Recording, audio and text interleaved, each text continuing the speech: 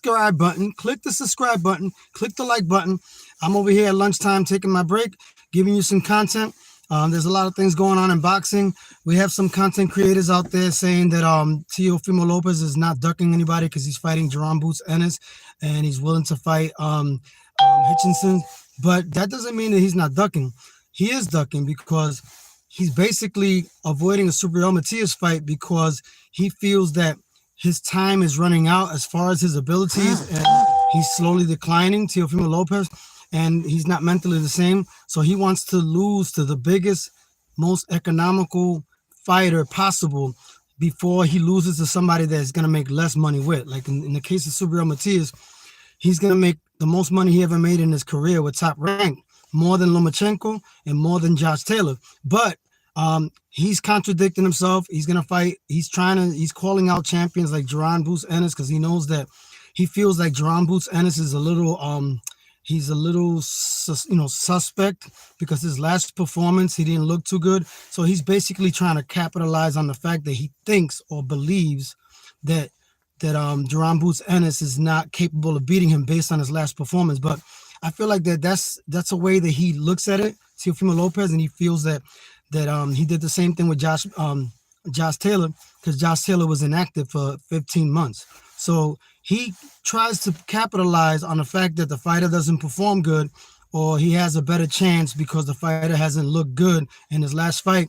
Or in the case of Josh Taylor, he took that fight because he figured Josh Taylor's a big name, but he was inactive for 15 months. So he knew that he would have an advantage. So it looked good on paper. So he figured he could cheat his way to the top and beat a Josh Taylor that's no longer the same because he was inactive. Yeah, so he's trying to do the same thing with Jerome Boots Ennis because he feels that probably that it's a good fight for him to win and he has more of a chance because Jerome Boots Ennis didn't look good in his last fight. But I feel like Jerome Boots Ennis is more consistent than Teofimo Lopez, more active, more skillful. And despite not looking good in his last performance, I truly believe that Teofimo Lopez has not dominated the 140-pound division. So how's he going to dominate 147? I think that's a tall ladder to climb for Teofimo Lopez. And I feel like he's still ducking Subriel Matias. He should handle business at 140, his weight class, or 135 with Kambosos, which he never avenged that loss.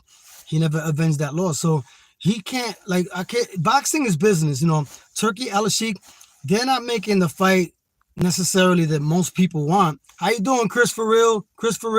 Subscribe to the channel. Click the like button. Subscribe to my channel. Tony also knows boxing. They're not necessarily making the fights that hardcore boxing fans want. Not necessarily. They're doing a good thing for boxing, Turkey Al-Sheikh, but at the same time, they're making it harder for the lower echelon fighters that are coming up, or the fighters that are not as promoted or as popular as like fighters like Jerome Boots Ennis, Crawford, Canelo. So fighters that are actually not as popular, but they're very popular to the hardcore boxing fans. Turkey Al-Sheikh is probably doing a disservice to those fighters because if they get the promotion that they deserve, that's the only way that Turkey Al-Sheikh will actually make the fights that promoters in America won't make. So I feel like it's a double-edged sword. It's good and it's bad. Turkey Al-Sheikh is good and bad for boxing, but I feel like just because Teofimo Lopez is calling out Jerome Boots Ennis, Crawford, that doesn't make him not a ducker. It doesn't make him a fighter that's not ducking just because he's calling out those names. The reason why he's calling out those names is because that's the most money that he will make before he loses.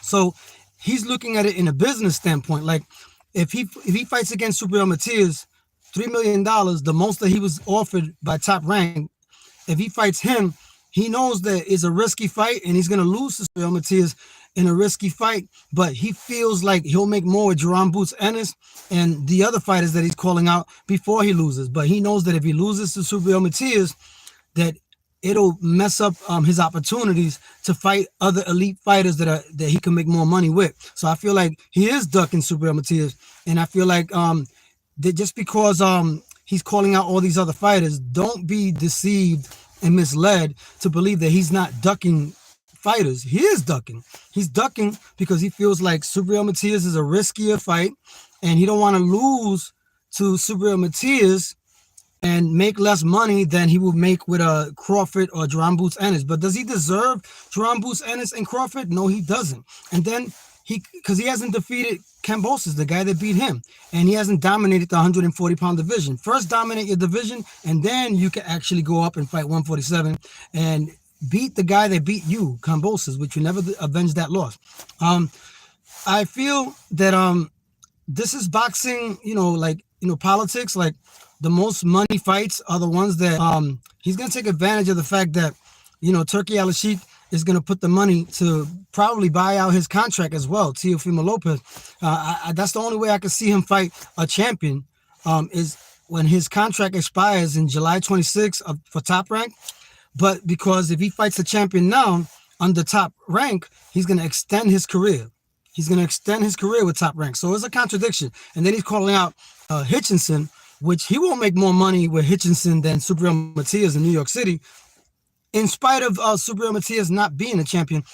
And I don't understand. Like, I just feel like he is avoiding Subriel Matias because he doesn't want to risk losing in his last fight with Top Rank, because then it's going to make him look bad and he's not going to be able to get the bigger fights. So I see why he's doing that. Bristol's, thanks for tuning into my channel. Opinion on Mike Tyson. As far as his opinion with Crawford, I think he's right. I think Crawford is taking a huge chance fighting at 168 with Canelo. I think Canelo is definitely trying to cheat his way to be, this is all a political angle. Like, they're looking at this fight like, well, is both popular fighters. Like, like I said before, Crawford's a very popular fighter. Canelo's very, very popular, more popular. And they just putting big names against big names, but it's not a realistic, competitive, even fight in a lot of ways, because it's not fair that Crawford has to move two weight classes to fight Canelo at 168. And he didn't look dominant against Madrimov, but he did win. I give him that fight all the way. But I don't know. It just makes it seem like he's not going to do too good against Canelo based on his performance with Madrimov. But I feel like styles make fights, and it's possible that Crawford can actually pull it off. But I feel it's a very dangerous fight for Crawford. And I feel like boxing is all about putting big names with other big names and not realistic, competitive, even fights right now, nowadays. Nowadays is all about the money, the dollar. So I feel like that Mike Tyson's right about that. But, Mayweather has proven that you can do it. He fought Canelo, but yeah, he brought Canelo down in weight. He did, but he still won the fight. And I feel like, he had to dictate the terms because he's the money fighter. He was the more established fighter than Canelo at the time. But I just feel like these fights are not realistic. Like the way, like, for pure boxing fans, these are more like boxing people that have money, like promoters. They want to make the fight because they want to make the most money possible with the fights, and they're willing to put the money. But it's not what the hardcore boxing fans, purist boxing fans, really want. I mean, it's interesting to have Crawford and Canelo in the ring, but is it a fair fight? Is it a fair, evenly matched fight? It's different variables. I'm going for Crawford, but I feel like Canelo's really cheating, and he's really he should fight David Benavidez. That's the fight that the real pure boxing fans want to see, is David Benavidez versus Canelo. That's a fact. But that's the fight that the real boxing fans want. But the real boxing fans don't want Crawford versus Canelo. Nobody ever thought about that until Crawford started mentioning that he wanted to challenge himself and fight Canelo. And Canelo at first was like, no, he didn't want to even entertain the idea. He said, because they're not going to give him credit if he beats Crawford. But now he's accepting it. Now they're saying the fight is going to be made in September. They're actually negotiating it as we're speaking right now, as I'm speaking to the people over here. Subscribe to my channel. Tony also knows boxing. Subscribe to that channel. Click that like button. Help me get to 1,000. I appreciate everybody tuning in. And I'm going to give you the raw, unadulterated truth every time I speak. When I talk about boxing, I'm going to give you the unbiased observation. I'm not going to just go based on my favorite fighter.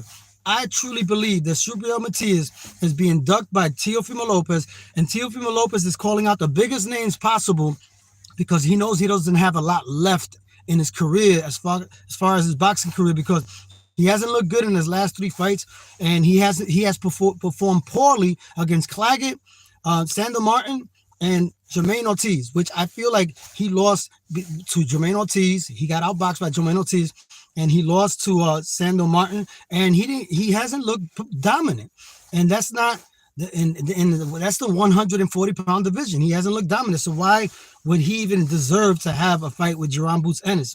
He's just going to wait for his contract to expire, and July 26th, and I think that's when Turki Al-Sheikh most likely will buy out his contract, and and actually allow him to get the bigger fights that he wants. But that doesn't mean that he's not a ducker.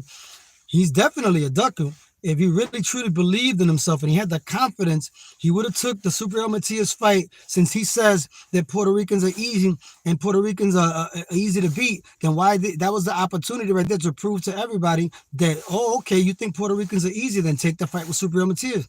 And it wasn't going to extend his contract, and it was the most money he was going to receive in his career, and it was going to add the pay-per-view revenue was going to also be included into it. But I think that Teofimo knows that he does not sell in New York. The Puerto Ricans will be rooting for Subriel Matias, and he didn't want to look bad. I think it was all about his pride.